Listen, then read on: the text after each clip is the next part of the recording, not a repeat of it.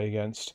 The rattlings were interesting. Obviously, rattlings be rattlings in a sense. Yeah. Um, so it was interesting. Was Dude, he confident going in, or was he like, "Oh, I'm fucked on Galadark," or like, what was his mindset? Did he give you anything? he was. I think he was confident to a degree because he'd won. I think he'd won both his games prior to this.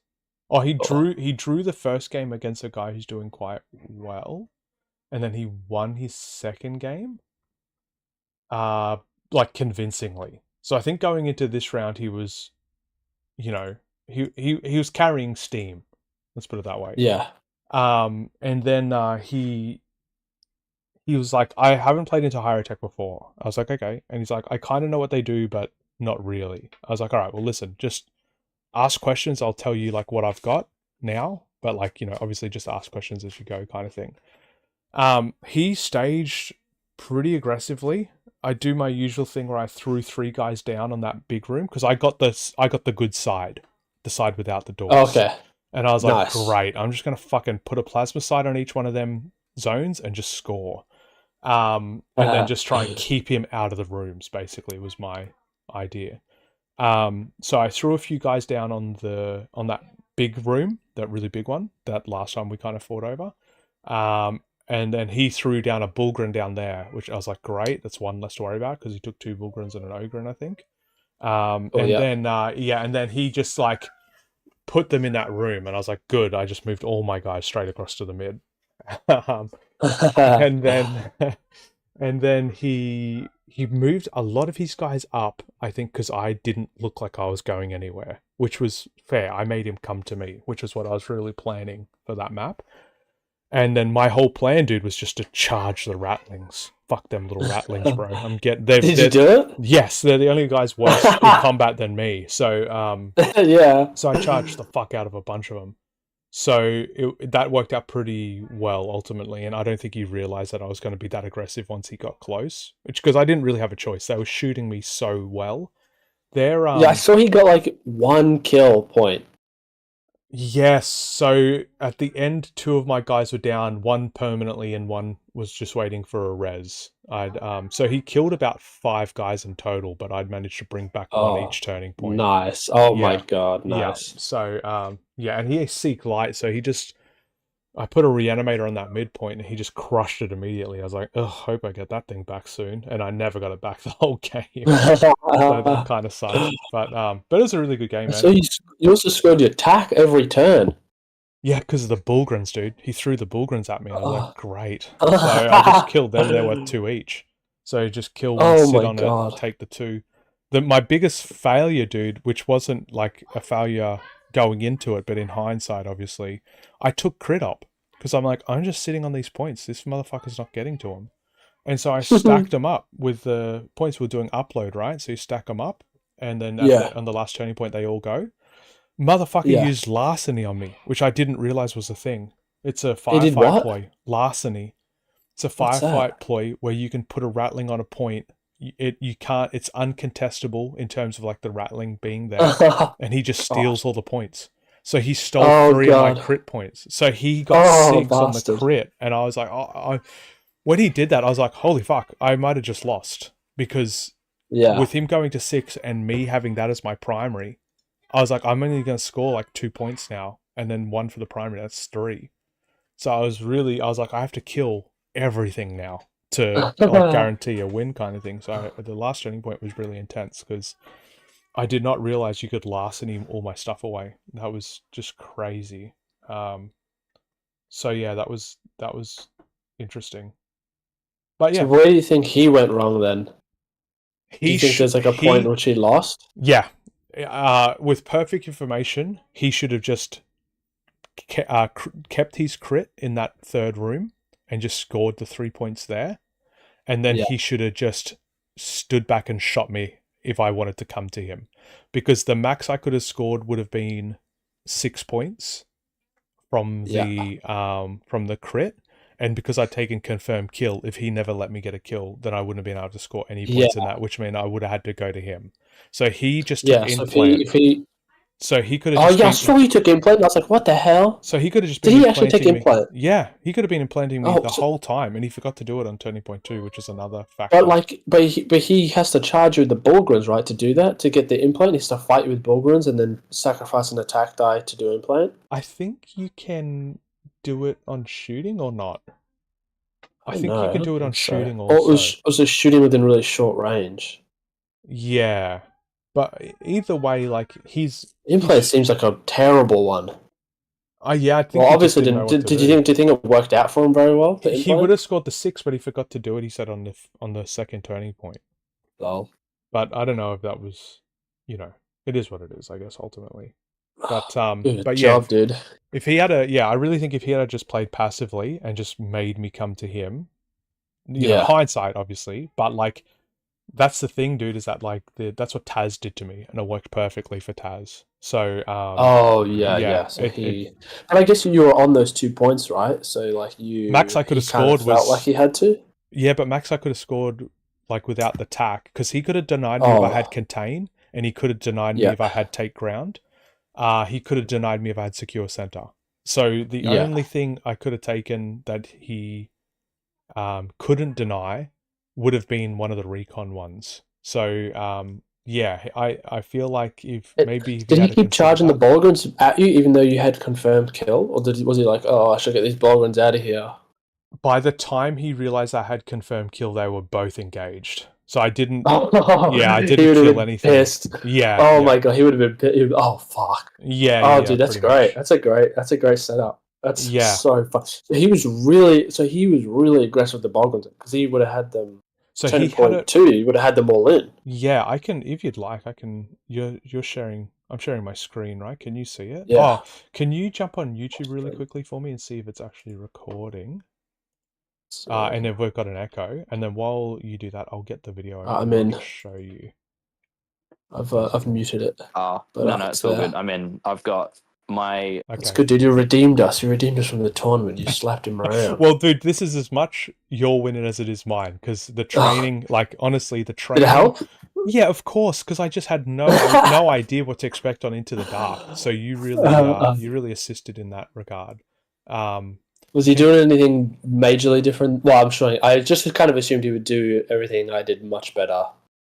But like, was there any other It plays felt that he did different. that were pretty cool? Can you see the stream there? Yeah. Okay, so you can see that Bulgren up on that door there. There's a bit of a delay, so like you'll have to hover. I'll Yeah, give I give can it see a the Bulgren second. at the door. Yeah, so what I was scared of, if I had mines and a light barricade, in hindsight, I should put the light barricade right at the back of that point, because then the charge Did he is bother with impossible. mines in a barricade? He had And fucking tripwires and wire? shit everywhere. Yeah, so you can see a Yeah, so tripwire that just so, so inside. so he had one mine. Did he have one mine or did he have any mines? Yes, he in the big room, he stacked them at this door, like Was the it kind of one? top door. Was it one? No, I mean like damage mines. He had one damage Yes, mine, and yeah. the rest were tripwire mines. Let me see. If I like can what he's done with spot- he put two on either side of the door. Yeah. Okay. So can you see that? Yeah. Yeah. So on both sides of that door, he's got the damage mine, trip mine on the inside. That trip mine on the inside, dude, caused me so many problems. Like it was. Yeah, it ridiculous. actually looks pretty cool. I like that. I like that play. It's pretty fun. Yes, very, very tough to work around. I had to basically time splinter people over it to get people across. Okay, there. and then he put. Oh, look at he's done like a mine, barricade, and then a mine. And then yeah, I like that. So that room, I was just like, I'm not. That was my plan, right? I'm not fucking touching it. I'm putting guys down here so it looks like I am, but I'm not. I'm just fucking moving them straight to mid. And then he deliberately, like, he didn't move any of his guys through either, which just meant that I was like, great. So he wasted 3 guys down that end. So I guess that would have been a bit of a miss, right? Because then he had to spend turning point 3 getting them up or something like that. Yes, basically. So he had to leave one guy there to cap the point, and then he had the Bulgren there just in case I went in, because I kept the other guys stacked up on this second door. And the Bulgren is actually in a really bad spot, because the Bulgren has to trip the mine or the barricade or the tripwire to do anything. Oh, That's what he said. He said he's like putting the Bulgren down in that room was the worst thing I could have done. I'm like, well, you didn't know that because I had 3 guys stacked on that side. Yeah, So it's I'm a bit like, of a he's stuck in there. yes, that's Maybe right. just one rattling would have probably been better. Well, 2 or 3 rattlings Sniper. even potentially, but Yeah, either sniper on the way. point. And then, So, dude, okay, misplay there. It's good to. I'm just trying to identify his misplays because he seemed pretty good. He also so this seems to be is like an inch within an inch of the door. I thought it was 2 inches of the door. 2 inches is to contest it for hatchway fighting, but 1 inch is for control of the door, is what it was Yeah, explained to me. So this here, dude, I had to bring a second guy into here because what I forgot is that the Bulgrin could charge through and get to my Cryptek. So I ended up stacking my Immortal on the door just to basically prevent him from coming through it. Like it's almost automatically engaged if he walks through that door. yeah, Which kind of meant, which was a waste of a resource. So if I had have put the barricade back at the back of that, the back of that circle, and then just put a Immortal in there to cap the point, then in theory I would have been much safer and not had to waste an extra resource here. But it ended up being good because he ended up putting like 3 or 4 guys in this corridor, which I was able just to take apart eventually. yeah. So yeah, I think the Bulgrins. There you go. You He can didn't kind even of. take any light barricades, did he? There's no light barricade. What Uh, equipment did he take? so I know he's got. mine Oh, he razor has wire mines, heavy barricade. and then maybe it's a faction or two faction Yeah. ones. Yes. Yeah. Dude, he shot Was the he shit out scarpering of a me lot? still. Yes, absolutely. Like, I'll show you towards the I end. forgot to have Too. Scarper a lot, and the Scarper was quite hard to manage Okay, to kind of wrap my head around. Yeah, can you? Okay, see that Immortal on that's on the edge of the door there. Yeah. It'll load up in a second. Dude, he shot that thing like twice.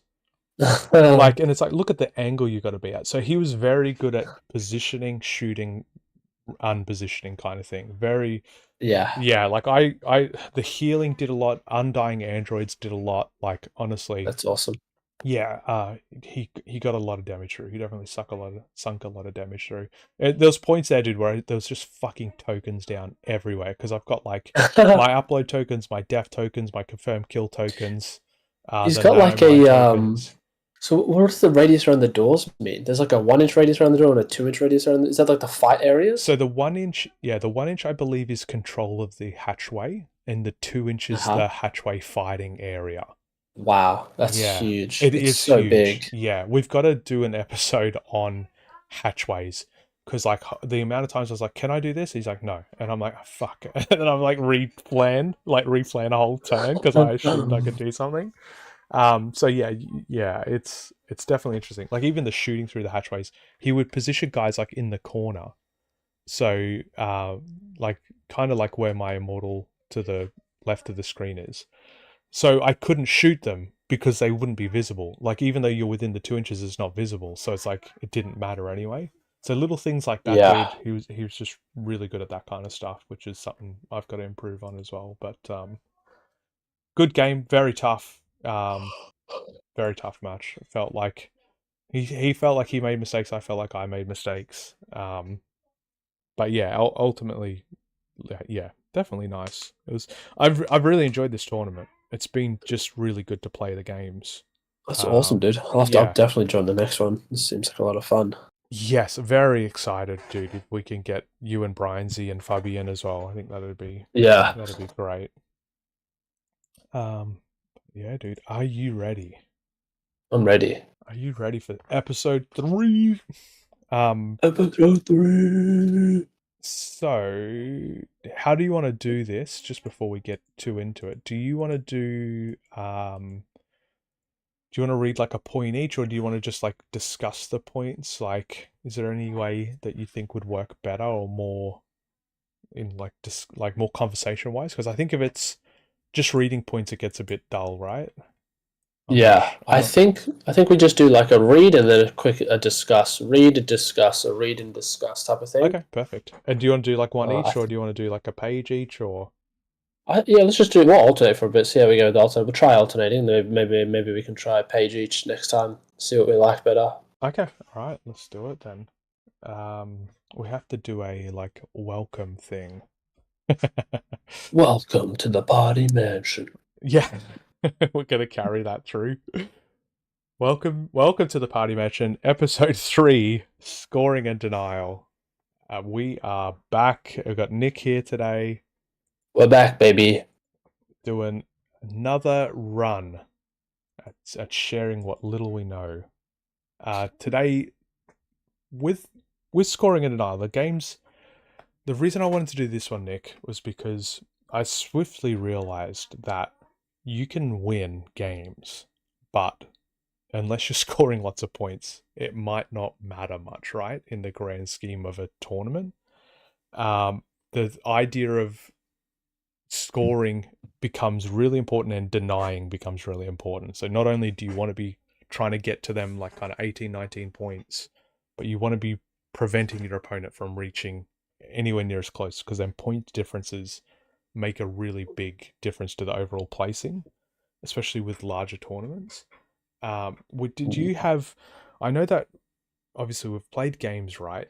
When we started playing, I felt like we're only scoring 6 or 7 points a game. Does that sound right, or am I remembering incorrectly? It does. I think a big pro and con of Kill Team is there's 3 different ways of scoring.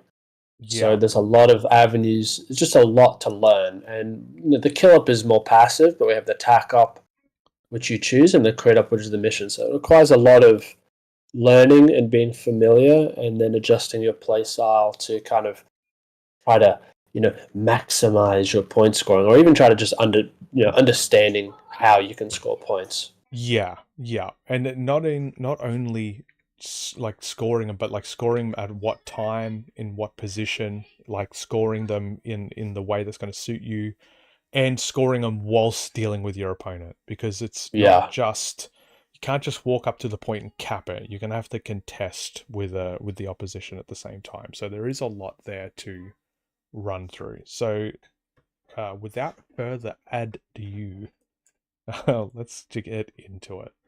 So team considerations. I think the first thing you got to look at when you're considering going into a game and scoring is, what can your team do well? What is it bringing to the table that allows it to score a particular op the best?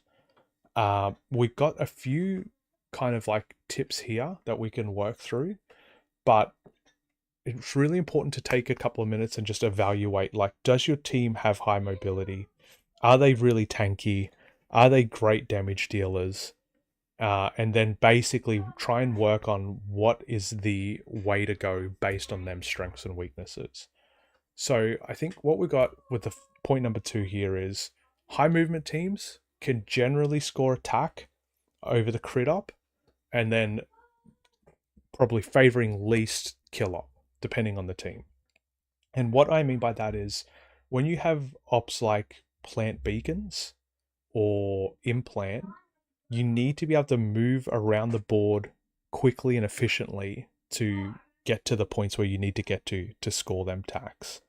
When you got a slow moving team like Plague Marines, for example, that have got a 5-inch move, it's very hard for them to spend the amount of movement they need to work their way across the board and then capture multiple points, throughout the kill zone itself. Did you have anything, Nick, you wanted to throw in there in terms of movement or any Yeah. personal? Yeah, talk to me. Yeah, so just so we're familiar at home, the tack up is your option, is your selecting one. So your team will either have 2 options, which can guide you in the decision making to what tack ups you want to pick. Your crit up will be the mission, and your kill up is just killing. So, for instance, for high mobility teams like Corsairs, Plant Beacon is really good because you can run your little guys around and put them down. But also, you can look at your strengths and your weaknesses to decide how you want to play. So, if you're really high toughness, low movement, maybe something like Contain will work for you, because you're not going to be able to really get to the other side of the board for, let's say, like Plant Beacons. So also look to what you possibly can't score. And also, even if we say XYZ, do this with this team, if you're just good with it, if you like to do that type of stuff for your attack up, then just go for it. No, that's Yeah. 100%. So this is not definitive how you must do it. Obviously, this is just what we've how we've been thinking about it, or how I've been thinking about things, where I've been playing a lot of higher tech. The higher tech don't do certain things very well, and they do other things a little bit better. So it's kind of like I want to try and maximize my points on two of the ops per game. So kill and tack, or tack and crit, or kill and crit. And so the idea is like, okay, what are the strengths and weaknesses? Who am I going against? When I played the Mandrakes, for example, the Mandrakes had the mobility to just score the crit and the tack without any real input from me being able to stop them due to my mobility. So it's very much like picking your strengths and building around that in terms of your decision making. Higher wounds and higher armor teams, like let's say Plague Marines again, we'll pick on them this episode, I guess. They can waddle out to a crit marker and just sit there and kind of take a few hits, and it's not gonna bother them as much as an elf team, for example, or a horde team who's going to lose. Some tankiness. Yeah. So in that scenario, like the elves might not want to sit on a crit point due to the fact that they might get blown off the board. So if you're playing elites into that, then you should take the initiative there to try and get to that point, I guess, and contest it more heavily. And then make sure you're kind of taking the primary to support that. So you definitely want to have a attack that you think you're going to aim towards for the primary, because it is worth an additional 3 points, I believe, if you can score the 6. The other option is, which is very risky, is tabling your opponent gives you a turning point or two free to just score as many points as you want. So it's super risky to try and focus on. But I think with certain teams, maybe like Goremongers. Goremongers. Yeah. You know, what's to run up into your face, because then they're killing two birds with one stone, which is, they might not even worry about the tack up so much as they might also their crit up, as they might worry about their attack and kill. Yes, yeah, absolutely. And just also being aware of, like, when you're playing the Plague Marines, there is a vulnerability now that you leave yourself open to becoming way more scoreable for your opponent's tack ups, in terms of some tack ups require you to kill high value targets that have 12 or more wounds. Yes. So now that you can potentially allow your opponent to score, since you're now a high wound target, whereas the elves might be a bit trickier because they can pull that back.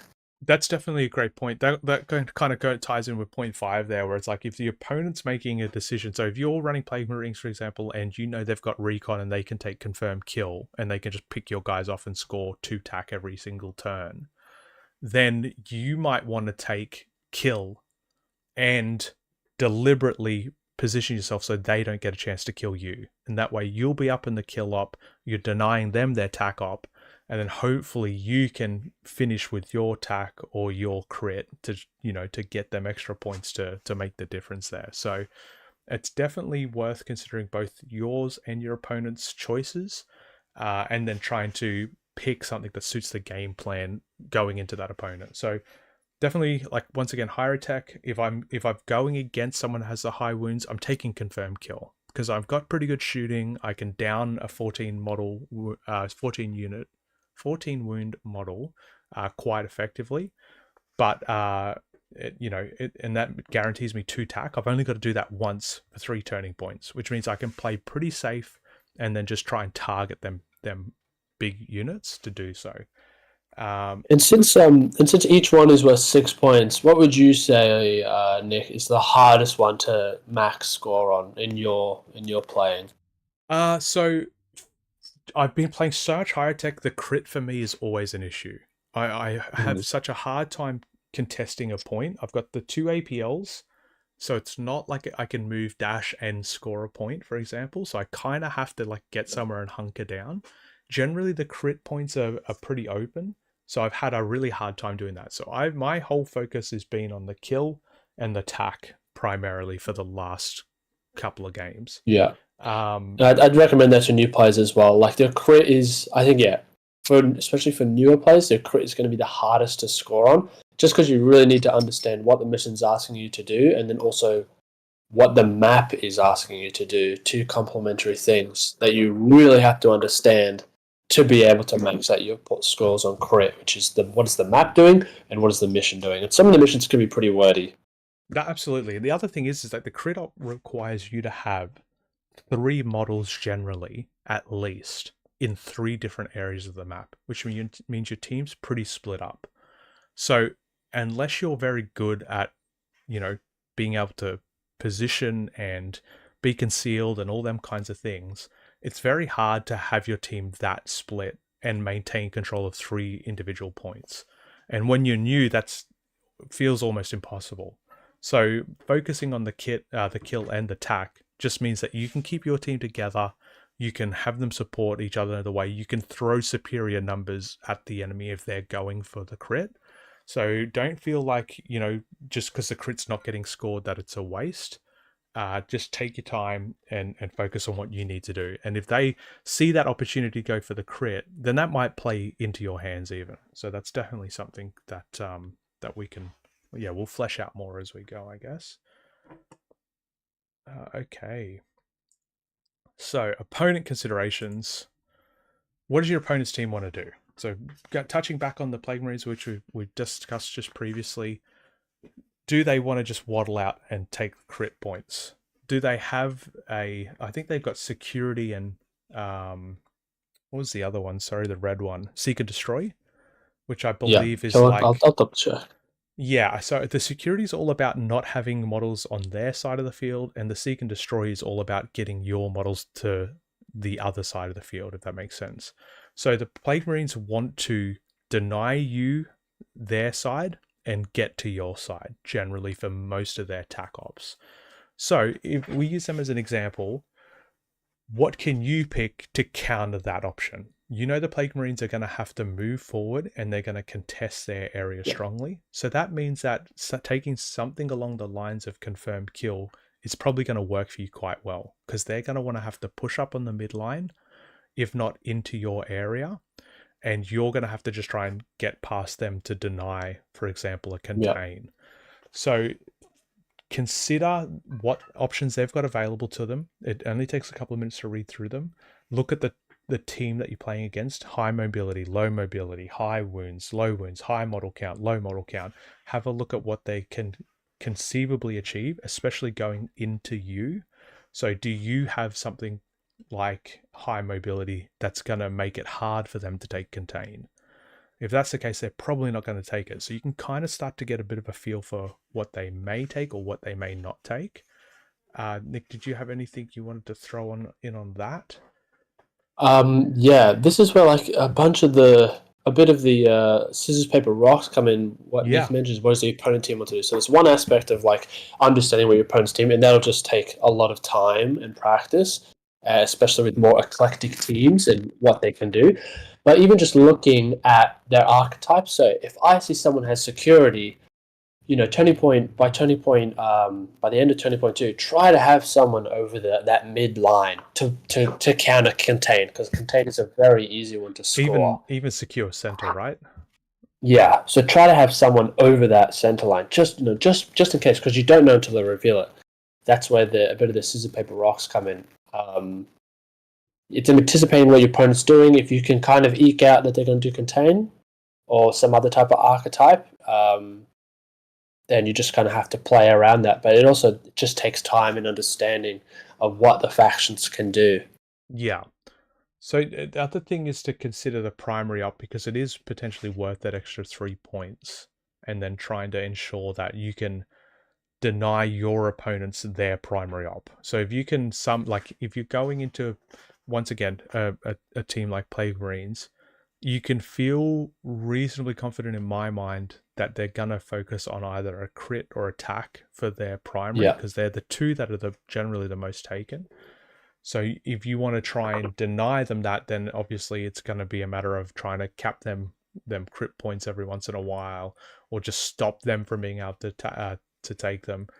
Same with attack, just once again denying them, like Nick just said, with contain, getting a model up at the end of turning point 2, just getting them in that zone so they're unable to score the 2 points, and just slow them down. If you're focusing on the same primary up, then that becomes kind of difficult, because with tack, it's possible for you both to score max points. With the crit, it becomes a little bit more difficult because you're kind of sharing points generally if you're both trying to focus on that. And then the kill is swingy in terms of like some teams can do it really well and other teams cannot. Some teams will have a lot of inbuilt mission help. Things that allow them to score objectives really easily, because maybe they might be weaker in other areas, whereas other teams don't at all. Absolutely. Yeah. But going back to that as well, which is like for decision making for my primary up, say I have security. I'm playing a team that has security. I want to take contain against Plague Marines. I feel relatively good about that because they have 5 inches of movement, and if they're going to come past the middle line, that works for me because they're putting themselves potentially in a little bit of a vulnerable position because not all their members are really that good at it. But again, so like they have the Icon Bearer who wants to be on the other side of the team. So, if they take the Icon Bearer, they're going to try to come over. So think about that. Then, if it's against say Goremongers, I'm not taking contain. They're going to come so quickly, and that's all they want to do. So it's just like, it's one of those things where it's like, all right, I'm not bothering with contain because it's not going to work. I got to try a different attack and a different primary now. Yeah, absolutely. The number of models makes that also a consideration, right? Where it's like, if there's 5 models, it's easy to deny 5 models, a location, or 6 models, I should say. It's harder for them to deny you because they might potentially have to go into a risky position to do it, and there's a limited amount of models. Whereas, say like a Rattlings guy can just come out and run on an objective and die and stop you from scoring it, and it's a bit different because they got a few more models to work with. Absolutely. And some of them models will be just sacrificial, because if you've got 14 models and you can score 6 points, you can afford to waste 6 models and still be looking pretty good ultimately. So let's say that you've picked something, you're got to the end of turning point 2 and you realize that you're not going to be able to score that primary. How do you pivot then? So ultimately, that's where I think really considering your tack op selection becomes really important, because if you pick a tack that's not flexible in what's happening with the game, then or if your opponent has probably even if your opponent has sussed you out type of thing, they're like, oh, you want to contain center? Nope. All that stuff up. So if your opponent has kind of figured out your game and then countered it early, you'll have to pivot as well. Yes, and pivoting's tough because it's very much like if you put all your eggs in one basket, it becomes very hard to let that basket go, and you may end up throwing the game by trying to push that further than you should. In that scenario, I really feel that trying to counter them and just deny them points whilst focusing potentially on the kill is probably the most optimal path there, just due to the fact that if they're denying you scoring points, then the best thing then is to try and pull them down to your level and deny them at the same time. So I don't know, Nick, if you've got anything else to add in relation to that. It's a really tough one, and it's very conditional on the game that's being played. It is tough. I think some of it comes down to potentially not giving away what your game plan is at the start, and that can be down to deployment. Nick's a big fan of faking people out with his deployment, and it does work sometimes, which is really cool. Yeah. So it's about, that's the thing. So Nick fakes out. He definitely doesn't give away what he's doing. So try not to give away what you're doing in your deployment. Try to be, make it look like you're going to do contain. Make it look like you're going to do plant beacons, because once the cat's out of the bag, you can't put it back in.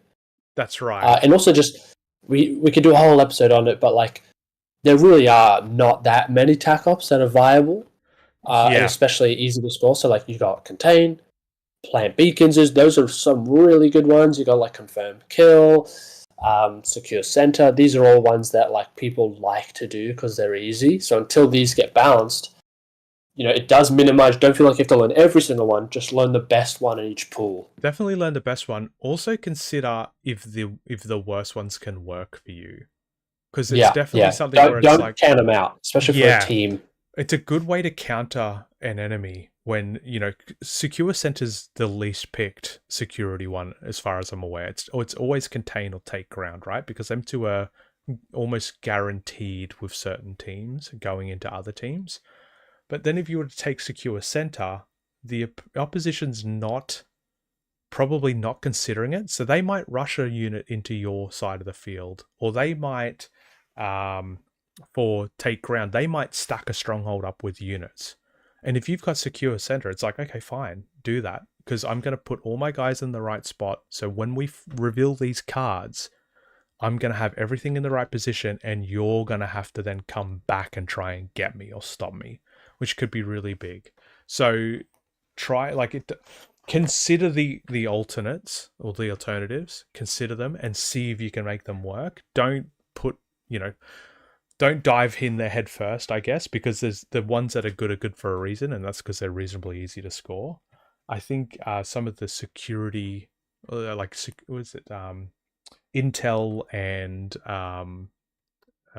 what's the other one? Sorry, Nick, for recon. Drawing a blank. But some of them are this is the thing, we don't use them because they're just generally seem trash. But that could be the silver lining of them, is that they're not considered by the opponent, which could be huge in particular settings. They might not know how to actually deny that. Yeah, absolutely. And that's where a big thing of knowing what your opponent's team does, which is it just comes with experience. It's going to be hard to score against, if you take a taint to score against scoremongers, but if you know what you're doing, they're going to come at you, you can start pivoting and take different things, and you might just kind of know exactly every step they're going to take. Yes. We can't help you with sanctifiers. We can't. They're going to just do whatever they do. Yeah. So, certain crit ops scored on the final round, I had this occur just the other night. Can you deny that? So upload, if they've stacked the point with three upload tokens, they've wasted 3 activations doing that, can you get in there, blast them to pieces, and deny them that upload? If you can, then that becomes just massive. So sometimes it's, lulling them into a false sense of security, I guess, and not contesting certain things, only to come back later and really slap at it. Could be massive, because it can leave your opponents a bit bewildered as to what you're actually doing, or maybe lets them kind of become complacent. So definitely don't feel like you have to contest from turning point 2 if you feel like you can take down models and then really push that point on turning point 4, perhaps. There's ways that you can work to basically allow your opponent to think they've got something stitched up or in the bag, and then just kind of flip that switch and go back at them. And you can really play around that with initiative. So, if your opponent's stacked up if your opponent's got a guy on the point, they're uploading it, it's turn 3, next turning point, they need to upload it. If you go first, you can maybe put one of your guys nearby can just jump around the corner and then upload it. So that's like a 50-50 right there, depending, even if maybe you don't have initiative the last round, your chances get a little bit higher. So, initiative absolutely can determine some stitch-ups there as well.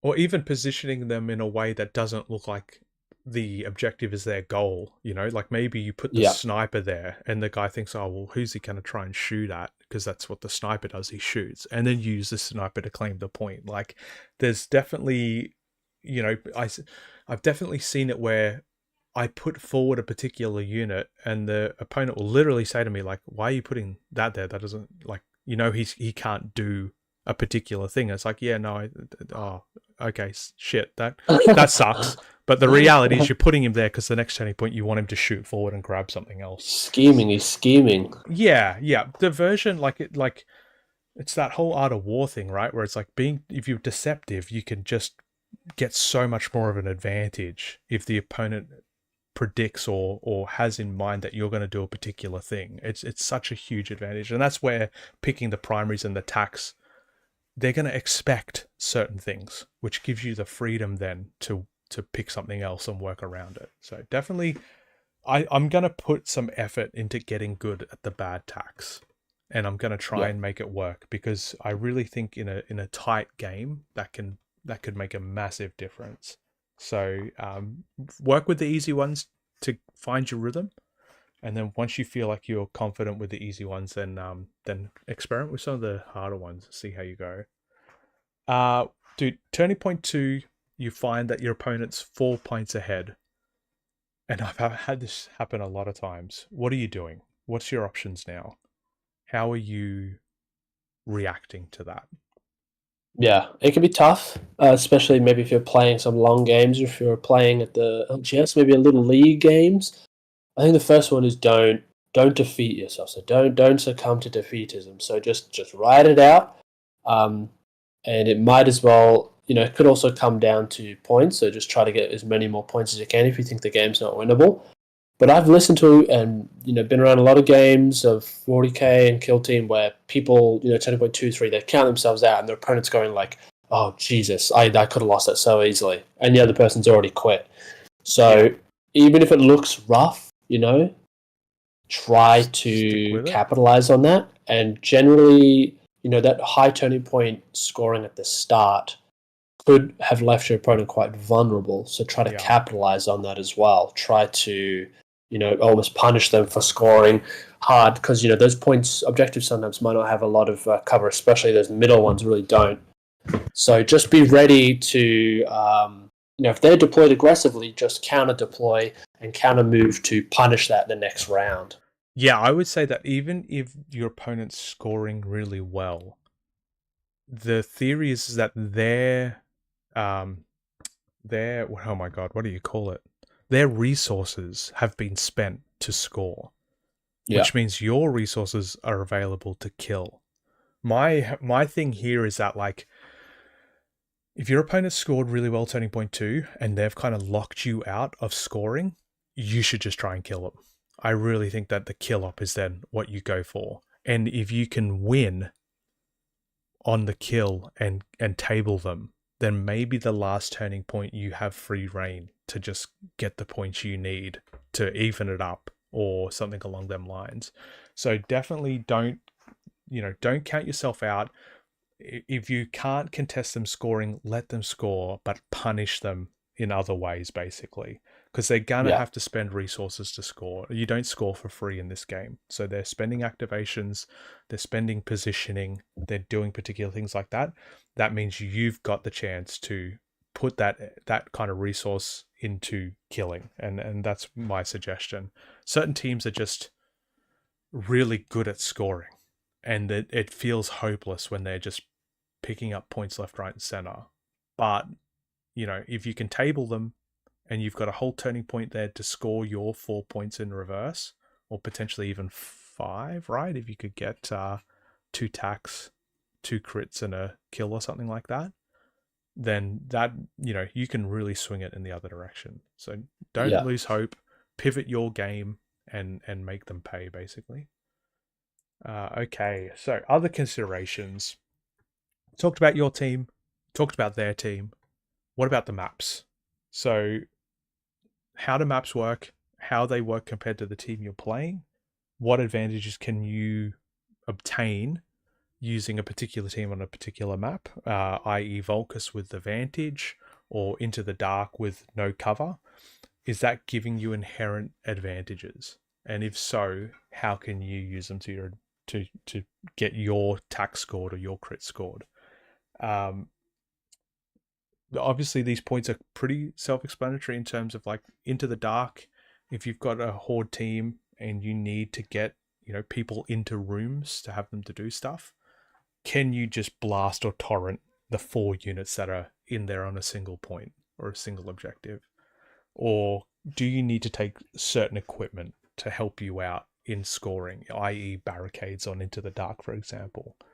There's definitely situations where you're going to be able to just pick the right piece of equipment to help you get done what you need to do. Even, I think, Nick, I could be wrong here, but Volcus with smoke grenades could be one where it's you can just smoke up the point, right, and score the point. You'll have obscuring. That's huge. Like, it'll allow you to sit on an open position without that kind of repercussion you might usually have. Did you have any other ideas around equipment that could be handy in that point, in that area? I think as well as like light barricades, they can go right up to the points. They can go right up to the middle, and they should be able to cover your point. Just be aware not to put them in a place where your opponent can also make use of them. Yeah, And that absolutely. involves just not, just being aware that they can also potentially capitalize on that. So putting them in a way that maybe you can see around them with some of your units.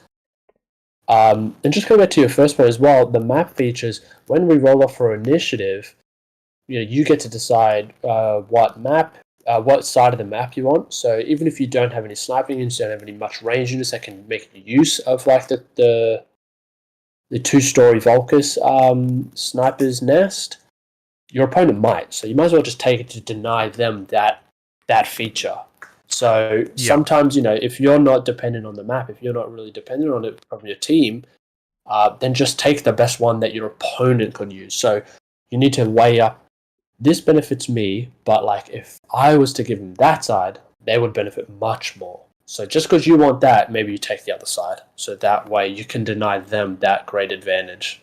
Absolutely. And even with cover, for example, using vantage cover to get from your side of the board to the points, you might, like, first of all, you're denying the opponent from having vantage, and then secondly, you're giving yourself better conceal options to get forward across the board. So it can be like a double-edged bonus, I guess, where you're denying them in one regard and favoring yourself in another. So definitely consider, even with movement and into the dark, if you've got a fast team but only 2 APL, doors become problematic. So taking the side where there's no doors is obviously going to help you out a lot because you're not having to waste the resources on opening them or closing them. Okay, and then setting considerations we have basically in terms of if you're playing it just at home with your friends, the points matter as much. They do in a sense, but like the win might come from tabling someone. I know we've had a lot of games where it's like you just basically table the other person and they concede because it's like, okay, it's turning point 3. I've got one model left. I can't do anything. Victory's yours, and the scoring's not considered in that regard at all. So, does it matter to score when you're just playing casually at home? Probably not. Probably just go for tabling the opponent, have a good time with it. If you're at a tournament, the one I'm playing in at the moment has the wins, ties, and losses as the primary points. The secondary points then is tiebreakers, so who's won, if you've won a tiebreak or not. The third point is based off how much your opponent has scored in their other games. And then the fourth point is your scores. So I lost against a guy who's gone 3-0. So because of that third factor, I'm second, which I shouldn't be because I'm -7 points overall. So my points difference is less, but because my opponent's done really well, it's put me up higher. So in that regard, like the points difference hasn't made any difference. Wins count for way more than what the points do. So it depends on the competition. You might want to adjust how you're scoring or how you're playing the game based on that. I haven't had a very good scoring tournament at all, but I'm still doing quite well just because the opponent I played or lost to has gone 3-0.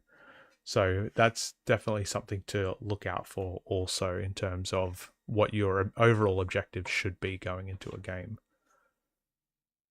Did you have anything there, Nick, you wanted to throw on there for setting considerations?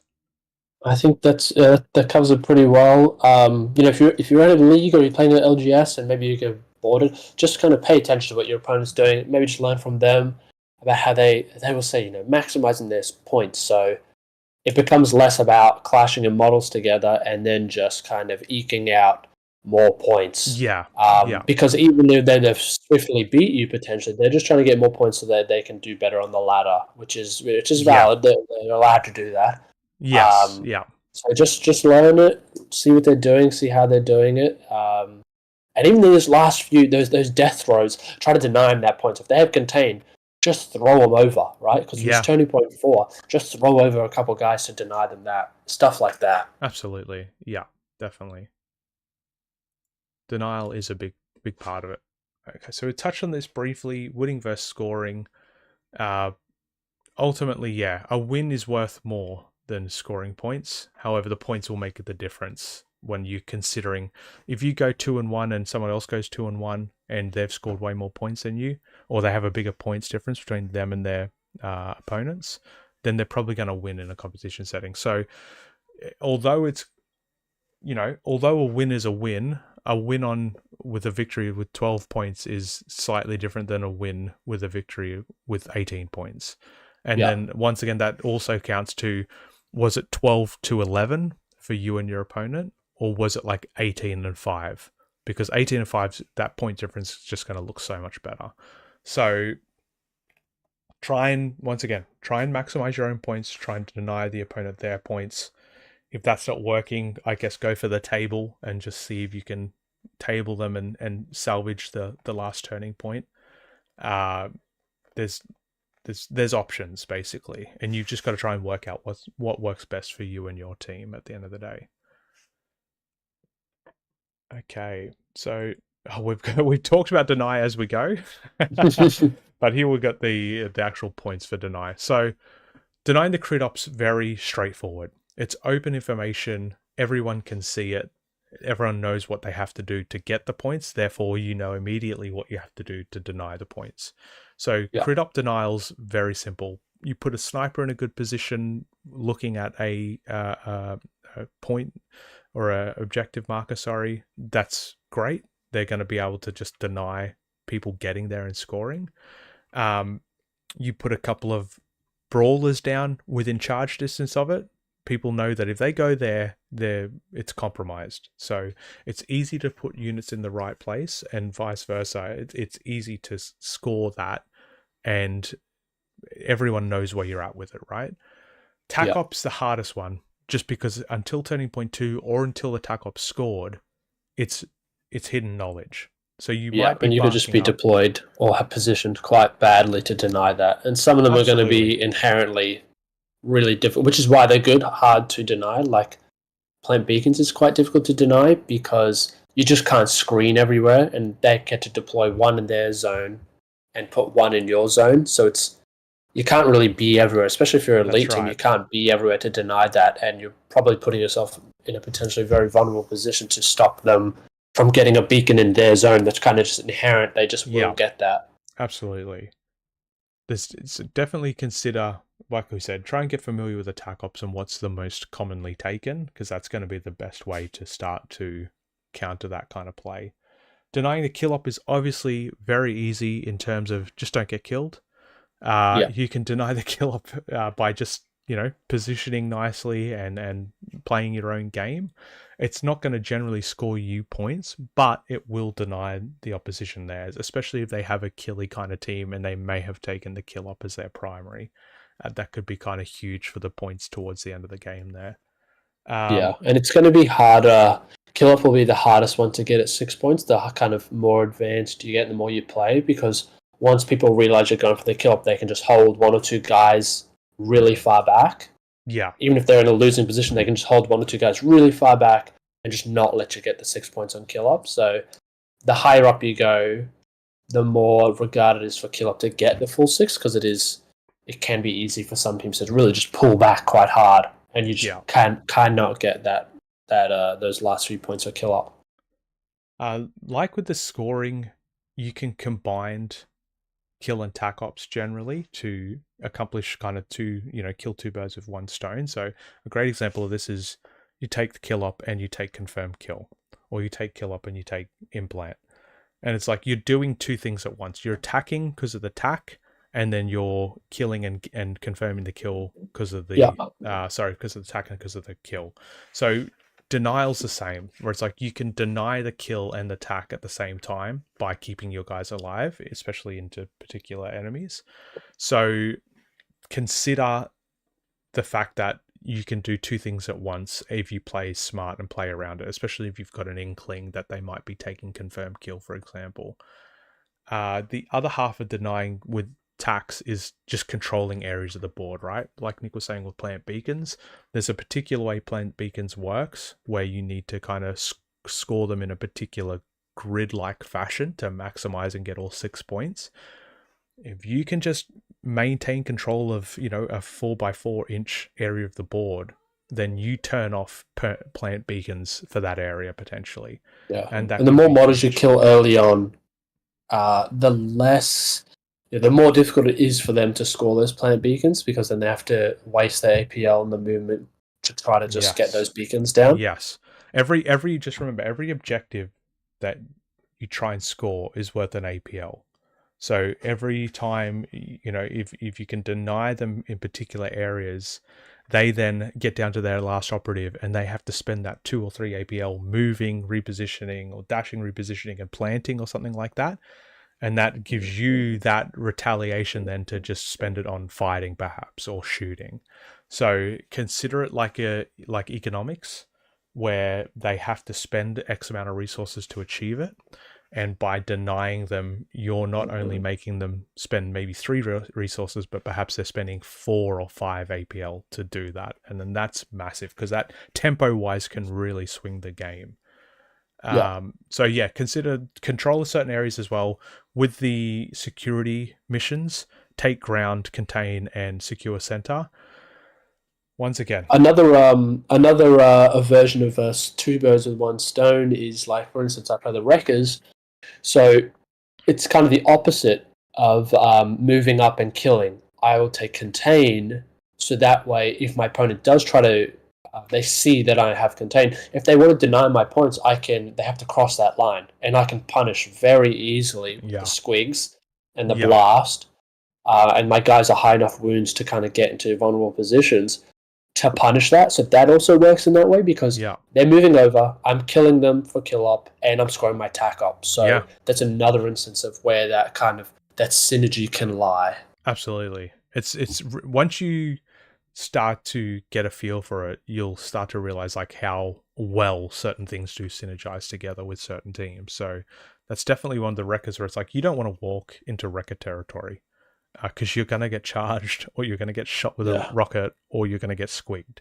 And all 3 of them things suck, and you're not likely to survive. So the Wreckers can also just be aggressive, which is like huge for denying potentially like a plant beacons on your own side of the field. So take that into consideration. It is easy to combo 2 ops together generally.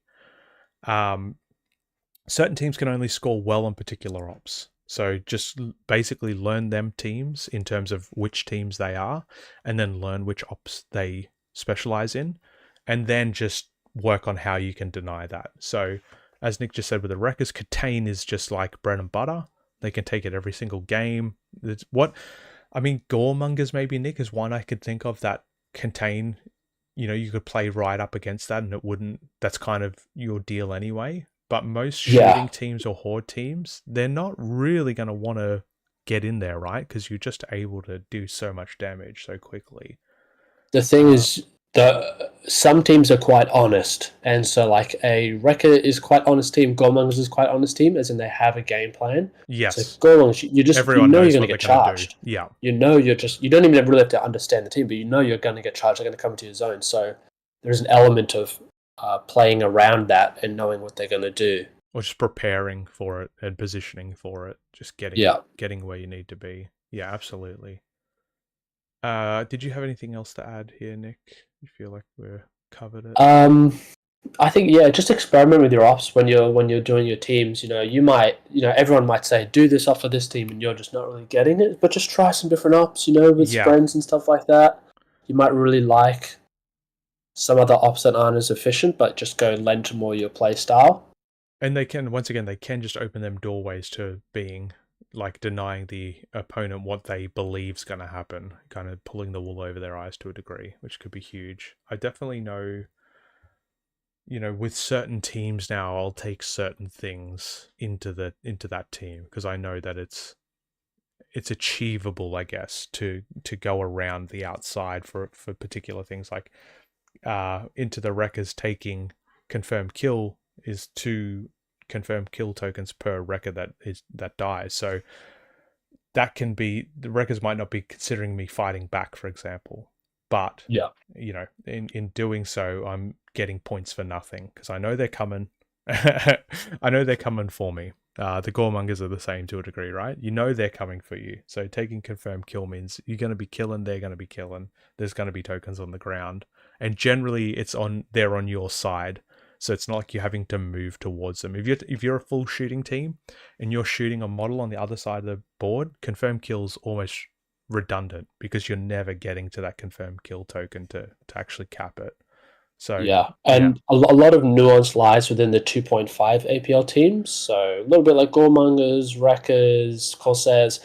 They have less models, but they can somewhat get to APL 3. So if the mission's already requiring them to do an action, it's horrible for them because they only have APL 2. So that's something as well to look at. So if you're versing a team like an APL 2 team, for them to try to generate that extra APL to be efficient in the crit op, you know that you have an up hand there. So just the team archetypes as well will help you to understand how you can counter that. Like elites do certain things, the hordes do certain things, the APL 2 teams, 2.5 teams, they struggle with the actions on objectives because they only have so much. Yeah, you're basically just repositioning there and capping it, or you're capping it and repositioning, or you're capping it and shooting perhaps. Like you're not moving, shooting, and capping is the big thing. So that, and you don't have all those other models to back you up. Yeah, that's definitely something to look out for when they're moving to points or trying to secure objectives. Beautiful.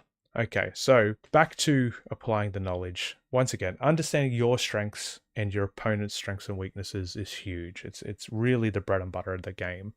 Identifying the enemy operatives that create a threat to your game plan. So like we talked about maybe with Volcus, claiming a point that's rather open. If you know your enemy has a sniper that is in position to take that shot, then bringing smokes, for example, or smoking that point might be what you need to do to just remove that threat from your opponents. Choose operations that suit your playstyle. So once again, like plant beacons with a highly mobile team, it's kind of bread and butter, right? You're moving a lot anyway. You're able to get to places if you need to. So planting beacons becomes a lot easier than with a slow team. Vice versa, wreckers or goremongers with contain or with confirmed kill, them kinds of things where it's like they want to kill anyway and they're killing in melee. So the confirmed kill markers are going to be right at their feet when it comes to the end of the turning point. Try to combo operations so you can achieve multiple objectives at once or in the same area, i.e. confirmed kill with a kill up, so you attack and kill, or crit and kill, for example. Try to play your own game rather than playing to counter your opponent. So as much as denial is a big thing, scoring should be the biggest thing, followed by denial. Don't spend your entire time being reactive, because at the end of the day, it just puts you a step behind. And unless you can table that opponent, you're going to end up just being a step behind on the scoring and trying to stop them rather than trying to start yourself, kind of thing. Try to avoid popular tac ops to reduce chances of being denied. As we discussed, taking certain tacs is considered just kind of the norm. If you can work around that or select something different, it might just throw your opponent off, and they may waste resources, for example, creating a line so you can't get contain, but you haven't taken contain, you've taken secure center, and you've got, a guy right on the midpoint. So certain things like that can throw your opponent off guard and provide you a nice little neat advantage. And then the primary op selection, this is a big thing where it's very easy to select a primary op and then see it all fizzle away in turning point 2 or 3. So you should really try and focus on what can your opponent do with his primary op, and then maybe counter pick in relation to that. So focus on perhaps what you can do well and what your opponent's unlikely to do well. So a great example of this is Hierotech. Hierotech can pretty easily win the kill up every time just due to the reanimation. So they're not often getting to turning point 4 with a significant number of models missing. Therefore, if you take the kill up, you're generally gonna win it in terms of the primary, and your opponent's generally unlikely to take it. So there's certain situations there where you can just have that little advantage based on the team and who you're going into. Anything else, Nick, that you'd like to add to scoring and denial? I think it just comes down to once you absorb all the information, it just comes down to play testing a bit. Just get used to play your reps. Get your In reps in. situations where everything should be kind of within your reasoning. As in, if there's a sniper somewhere, you should have that experience a little bit to know, am I one shot dead with this? Is it going to get me wounded? If I obscured, is that going to save me? Can he stop obscuring? And Absolutely. that is difficult. We won't lie. That is difficult because it's a lot of information. But, just understanding the weapon profiles like we've talked about previously and what is a threat to you. So some teams, piercing is not a threat at all. Yeah. You actually have rules to completely negate it. Other teams, it's really, really bad. Yeah. So it's just, getting the playtest in. When you're doing your missions, where can you put yourself in the vulnerable position? How much can you put yourself in the vulnerability? Really figure that out. How much can you push the limits? Yeah. And when does that tip over? So, how much can you get right on the point without obscuring, and maybe without cover, with cover, heavy cover? What does that look like for you? So it just comes down to just getting your reps in and play testing with your team.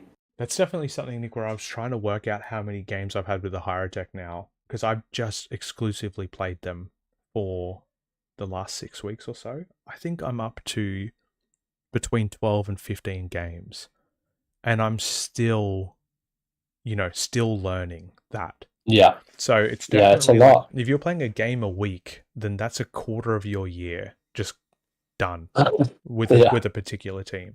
And that's there's nothing bad about that at all in terms of I'm getting better and better with them.